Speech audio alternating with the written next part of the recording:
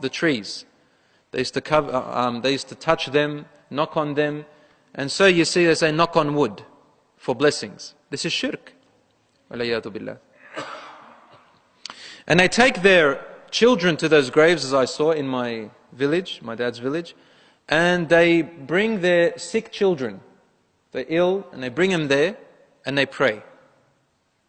They pray to Allah, but at the grave, thinking that this person in the grave is going to be the intermediary between them and God. This is exactly what the Christians and Jews do in their religion, for those of you who study it. They make intermediaries to reach Allah subhanahu wa ta'ala. I entered one of the graves, one of those places, and I saw an old woman with her two daughters taking off their shoes before they entered into the wall surrounding the grave. And they had musallaya, like the sujood, like this one, the prayer mat. They put it there and they started to pray, to them it was more holy than the masjid itself. And what are they praying for? I asked them, what are you praying for? They said, we're praying so that Allah can give us blessings because of the good deeds of this man who is here, this prophet. Allahu Akbar. I remembered the ayah in the Quran. See, the people of Nuh, their actions went all the way to the people of Quraysh. People of Quraysh, the Arabs who worship the idols, went all the way there. Wad, Suwa', Yaghuth, Ya'uq, and Nasr existed from that time and went all the way, this is according to a Sahih Hadith which I mentioned last week, and went all the way to the people of Quraysh. And they added on top of them Al-Lat, Al-Uzza, and the others, and Hubal, and those other names. And Allah subhanahu wa ta'ala sent down a verse in the Quran saying, why do you worship them? In other words, and their response was like this: إِنَّمَا نَعْبُدُهُمْ لِيُقَرِّبُونَ إِلَى اللَّهِ زُلْفًا. We are only offering our worship to these idols because of what they represent, in order to bring us closer to Allah.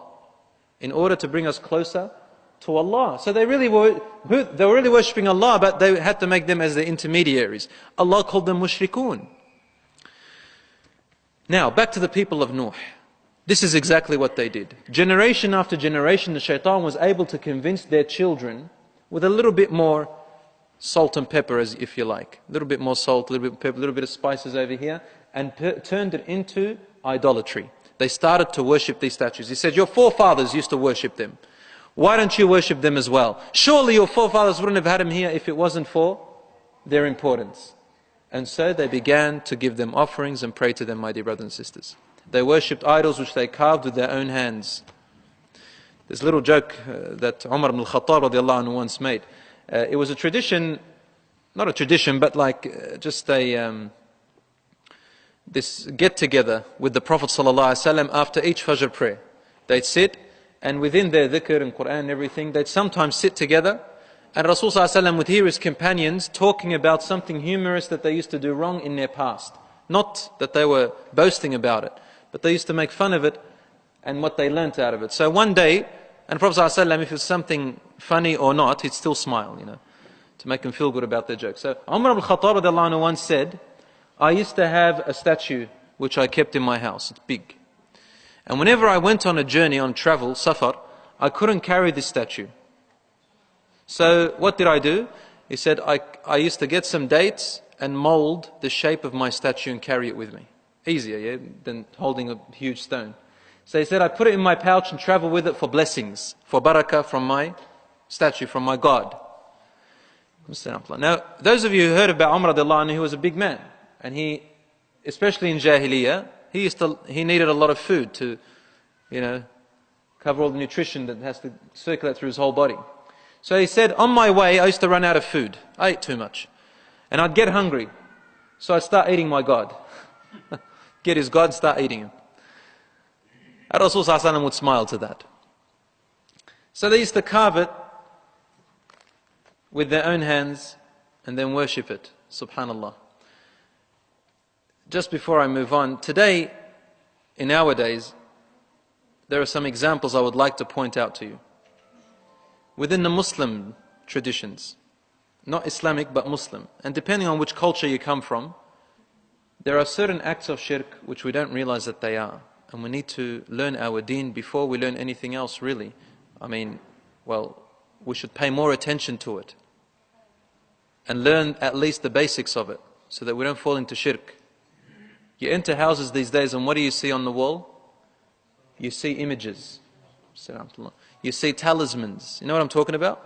Little objects which they hang up. Has anyone seen these little objects which they hang up on the wall? Maybe you can understand when I tell you, an object looks like a shoe but reversed upside down.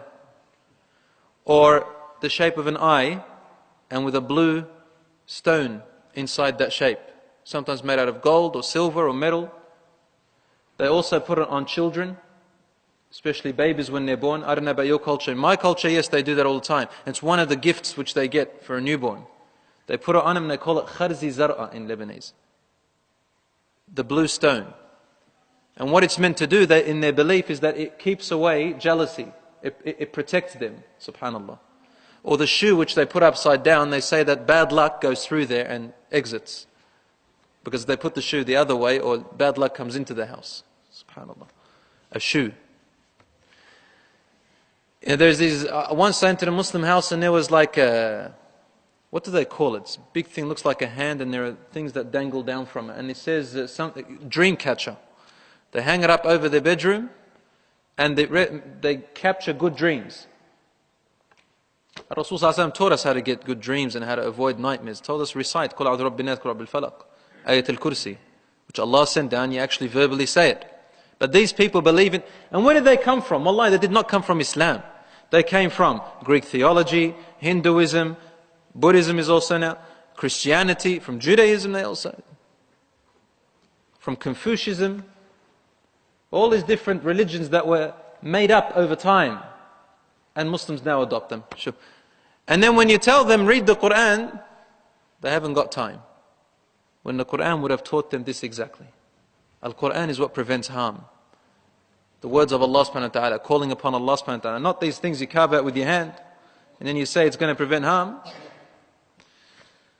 Tell a little story, I think I've told you this before. When I went to the village, about 13, 14 years old, they said to us, if you go to that grave and you take any of those trees, it's going to choke you at night. So one day, woke up Friday, I was living with my grandmother, may Allah have mercy on her soul. You know, old mud house, made out of old bricks.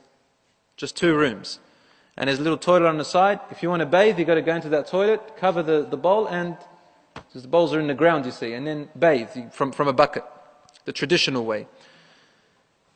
Now that day we had to heat up the water, there's no gas or electricity up there. So my grandmother needed some wood, we call it saykun, she said, get me some saykun, some wood. I looked for saykun, there was no wood around the house, so I thought to myself, I'm going to go up there. There must be some really good trees there, and I think they'll last her for a good month. So I said to my grandmother, I'm going up there. Now obviously, may Allah forgive her, she had that tradition. She's not to be blamed, this is what she's been taught. She said, don't you dare go up there and get that wood. I took about a few kids, 6, 7 years old, I thought they were on the fitrah, and we went up there to the grave. And I saw a nice